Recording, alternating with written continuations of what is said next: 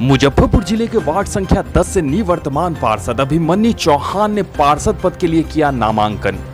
मुजफ्फरपुर नगर निगम चुनाव का बिगुल बज गया है, वहीं नामांकन की प्रक्रिया भी शुरू हो चुकी है। इसी क्रम में आज नगर निगम वार्ड संख्या 10 के निवर्तमान पार्षद अभिमन्यु चौहान ने अपना नामांकन दाखिल किया। वार्ड 10 के निवर्तमान पार्षद अभिमन्यु चौहान ने बताया कि जीत के बाद उनकी पहली प्राथमिकता अपने वार्ड में एक स्वास्थ्य केंद्र बनवाना होगा।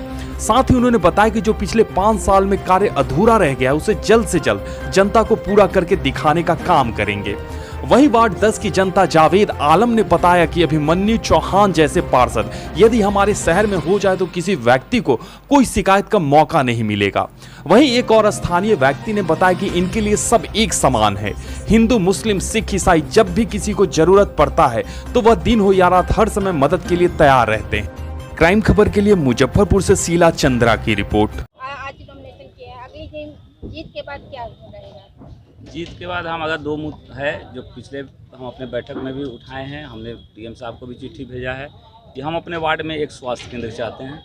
जो हमारे वार्ड वासी और हमारे वार्ड के बगल के जो भी हैं वार्ड वाले, वो हमारे वार्ड में आके अपना स्वास्थ्य करवाएँ, लाभ लें उसका। और जो सदर अस्पताल और मेडिकल में जाना पड़ता है, हम चाहते हैं कि हमारे वार्ड में ही एक स्वास्थ्य केंद्र मिले। देखिए सरकारी भरपूर ज़मीन है, ज़मीन की कमी नहीं है वार्ड में हमारे।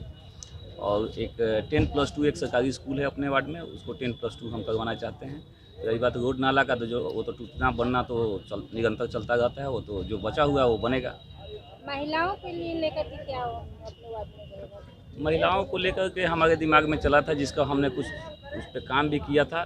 जैसे कि बहुत से महिलाएं घर पे रहती हैं, अकेले रहती हैं, तो हम लघु उद्योग के रूप में उन लोगों के लिए हम चाहे थे कि पापड़ का, अचार का, ये इस सब चीज़ का एक हम लोग चालू करें, जिससे उन लोग का एक समय भी पास हो जाए और एक आमदनी का भी स्रोत हो जाए। अभिमन्यु चौहान, वार्ड पार्षद, वार्ड नंबर 10। लड़ाई में तो अभी तक हमें कोई दिख नहीं रहा है। हमारे इस वार्ड में 1 नंबर की लड़ाई नहीं हो रही है। बाकी जितने कैंडिडेट सोच रहे हैं 2 नंबर कौन है, इनका जीत सुनिश्चित है। इनका काम बोलता है और एक काम के बदौलत इनके पीछे सारी जनता है 10 नंबर वार्ड की। और आज जो भी है अपने काम के बदौलत है, अपने व्यवहार के बदौलत है। हर एक सुख दुख में सबके साथ, हर वक्त जिस समय इनको खोजा गया, हमने जब इनको खोजा है, कोई भी ज़मीनी संबंधी पंचायती हुआ आपस का हो, घरेलू कोई झगड़ा हो, जब इनको खोजा है हमने तभी हमारे बीच में आए हैं। और उस समस्या को बहुत ही सजग तरीके से दोनों पक्ष को बात सुनकर उसका सुनवाई कर बहुत अच्छे तरीके से दोनों का समझौता करवाएं। आप क्या कहेंगे इनके विषय में?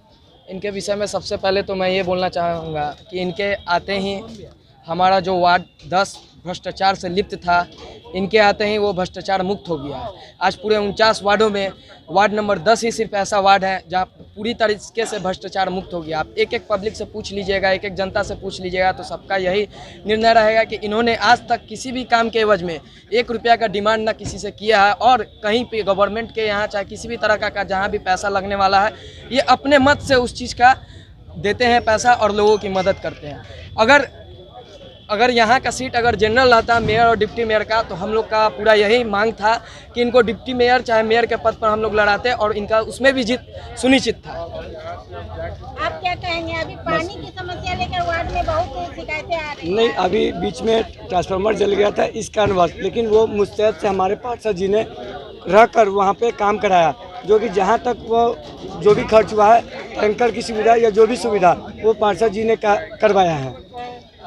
तो आप लोग खुश हैं? हम लोग खुश है। पुनः ये आ रहे हैं, हम लोग दोबारा आएंगे। ये क्या नाम हुआ? जावेद आलम।